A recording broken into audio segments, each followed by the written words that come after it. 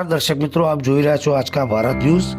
Patan railway station પાસે આડેધડ પાર્કિંગની તાજના મહોલ્લાના રહીશો પરેશાન, ટ્રાફિક પોલીસ દ્વારા કડક કાર્યવાહીની માંગ। પાટણ શહેરના રેલવે સ્ટેશન વિસ્તારમાં રાત્રિના સમયે વાહનો આડેધડ પાર્કિંગ કરી અને લોકોના જમાવડાને કારણે સ્થાનિક રહીશોની હાલત કફોડી બની છે।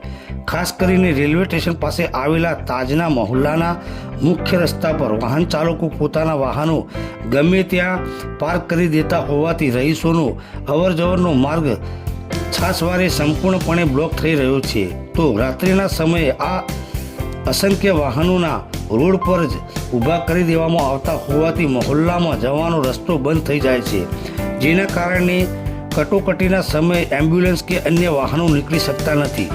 રાત્રિ દરમિયાન અહીં અનેક લોકો બિનજરૂરી અડ્ડા જમાવીને બેસતા હોવાથી ઇમરજન્સીમાં મહોલ્લાની દીકરીઓ અને મહિલાઓએ ત્યાંથી પસાર થવામાં અત્યંત ક્ષોભ અને અસુરક્ષિતનો અનુભવ કરવો પડી રહ્યો છે। આડેધડ પાર્કિંગને કારણે સ્ટેશન રોડ પર વારંવાર ટ્રાફિક જામના દ્રશ્યો સર્જાય છે, જે મુસાફરો અને સ્થાનિકો માટે માથાનો દુખાવો બન્યો છે।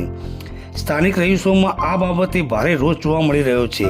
લોકોની માંગ છે કે ટ્રાફિક પોલીસ અને સ્થાનિક તંત્ર દ્વારા રાત્રિના સમયે આ વિસ્તારમાં પેટ્રોલિંગ વધારવામાં આવે અને જે વાહન ચાલકો નિયમોનું ઉલ્લંઘન કરી આડેધડ પાર્કિંગ કરે છે તેમની સામે લાલ આંખ કરી કાયદેસરની કાર્યવાહી કરવામાં આવે।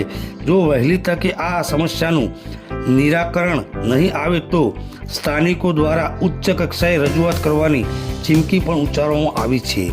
Reporter Iqbal Shah, Aajka Bharat news, Patan.